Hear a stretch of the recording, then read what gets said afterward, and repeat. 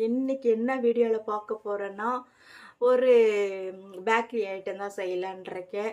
இது பார்த்தீங்கன்னா ஈஸியாக ஓவன் வேண்டாம், முட்டை வேண்டாம், மைதா வேண்டாம். இப்போவே புரிஞ்சிட்ருப்பீங்கன்னு நினைக்கிறேன். கேக் தான் செய்யலான்ருக்கேன். வீட்லேயே சிம்பிளாக இருக்கிறத வச்சு நாம் அருமையான ஒரு கேக் செய்யலான்ருக்கேன். வாங்க, நான் அந்த கேக் வந்து 2-3 வருஷம் ஆச்சு செஞ்சு. ரொம்ப வருஷத்துக்கு அப்புறம் செய்கிறேன். வாங்க எப்படி செய்கிறதுன்னு பார்க்கலாம். நானே இப்போ தான் 2-3 வருஷத்துக்கு அப்புறம் செய்கிறேன். எப்படி வருதுன்னு பார்க்கலாம் வாங்க. வீடியோக்குள்ளே போகிறதுக்கு முன்னாடி இப்போ தான் மொதல் என் சேனல் பார்க்குறீங்கன்னா சப்ஸ்கிரைப் பண்ணிவிட்டு உள்ளே வாங்க. வீடியோக்குள்ளே போகலாம். இப்போ பார்த்தீங்கன்னா நான் ஒரு மிக்ஸி ஜார் எடுத்து வச்சுருக்கேன். அதில் 1 கப் ரவை எடுத்து வச்சுக்கலாம். வறுத்த ரவை, வறுக்காத ரவை எது இருந்தாலும் பரவாயில்ல. இதை மிக்சியில் வந்து பல்ஸ் விட்டு நல்லா மாவு மாதிரி கொண்டு வந்துக்கலாம். இப்போ நான் 1 கப் ரவை எடுத்துருக்கிறதால அதுக்கு 1/2 கப் சர்க்கரை எடுத்திருக்கேன். உங்களுக்கு வேணும்னா கூட கூட்டி குறைச்சோ போட்டுக்குங்க. இதுவே போதுமானதாக இருக்கும். அது கூட ஒரு ஏலக்காய் போட்டு அதையும் பவுடராக பண்ணி கொண்டு வந்துக்கலாம். இது பார்த்திங்கன்னா சூப்பராக இருக்குங்க. குழந்தைங்க ரொம்ப விரும்பி சாப்பிடுவாங்க. ரெண்டும் ஒன்றா கலந்துக்கலாம். ரவையோட சர்க்கரையும் நல்லா கலந்துக்கலாம், மிக்ஸ் பண்ணிக்கலாம். இதுக்கு பார்த்திங்கன்னா பால், காய்ச்சின பால் ஆற வச்சு வச்சுருக்கேன். பால் வேணுங்க, கண்டிப்பாக பால் வேணும். சரிங்களா? இப்போது மிக்சியில் போட்டது எல்லாம் நல்லா மிக்ஸ் பண்ணிக்கலாம். ஸ்பூனோ ஏதோ ஒன்று இருந்தால் போதும், கலரிக்கலாம். இப்போ பார்த்திங்கன்னா லைட்டாக இனிப்பு தூக்கி கொடுக்கறதுக்காக சால்ட்டு, கொஞ்சமாக சால்ட்டு போட்டிருக்கேன்.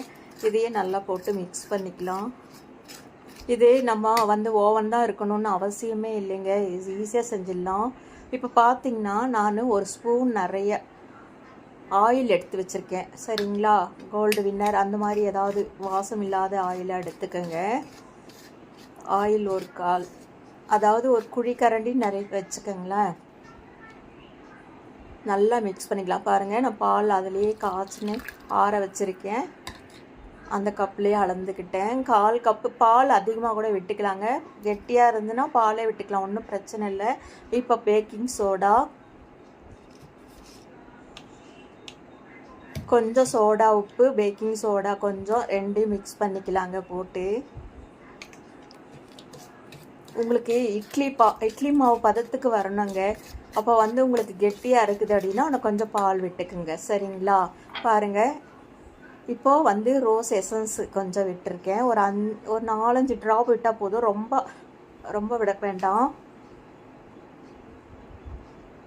அவ்வளோதாங்க.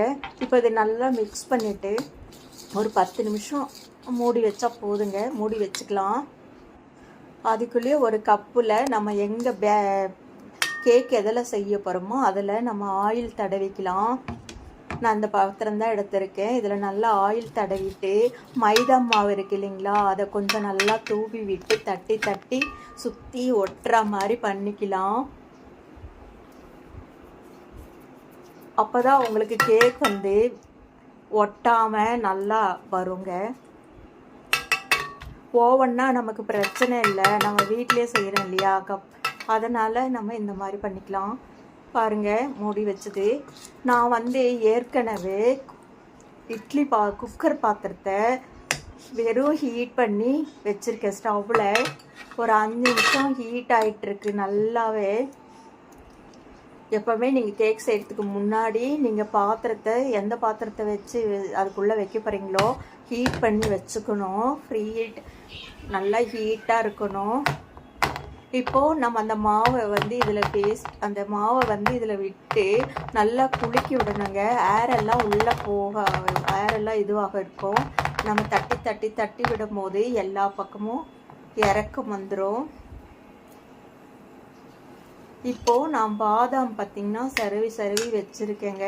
நமக்கு எவ்வளோ வேணுமோ அவ்வளோ போட்டுக்கலாம். நல்லாயிருக்கும். இது பார்க்குறதுக்கும் நல்லாயிருக்கும், நம்ம எடுத்து சாப்பிட்றதுக்கும் நல்லாயிருக்கும், ஹெல்த்தியாகவும் இருக்கும். நம்ம ரவை, சர்க்கரை, பால், பாதாம் இவ்வளோதாங்க. நமக்கு நிறைய செலவெல்லாம் ஆகாதுங்க. இப்போ பார்த்தீங்களா, நான் குக்கரை வச்சுருக்கேன். உள்ளே ஒன்றுமே இல்லைங்க, கேஸ்கிட்டெல்லாம் போடக்கூடாது. ஒரு ரிங் எடுத்து வச்சுருக்கேன். இப்போ இந்த ரிங்குக்கு மேலே நம்ம கேக் எடுத்து வச்சிடலாம். நான் கொஞ்சமாக தாங்க செய்கிறேன். அதனால் இன்னும் ஒரு அரை மணி நேரம் வந்து ஹீட் பண்ணால் போதும். சிம்லேயே வச்சு ஒரு அரை மணி நேரம் மூடி வச்சிடலாங்க. நிறைய அந்த பாத்திரத்துக்கு ஃபுல்லாக ஓரளவுக்கு முக்கால் அளவுக்கு போடுற மாதிரி இருந்துச்சுன்னா ஒரு 40 நிமிஷம் வச்சா போதுங்க.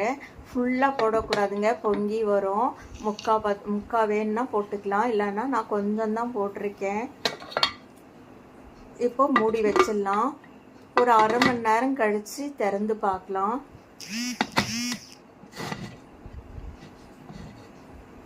அரை மணி நேரம் ஆயிடுச்சுங்க, திறந்து பார்க்கலாம்.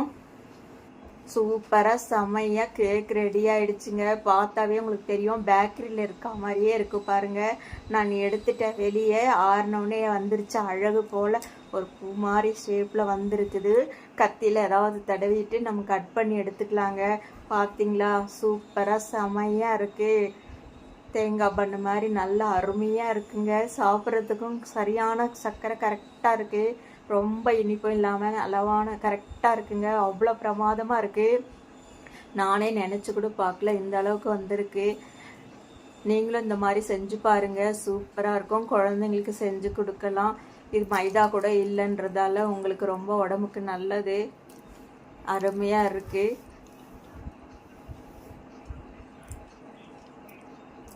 சூப்பராக வந்திருக்குங்க.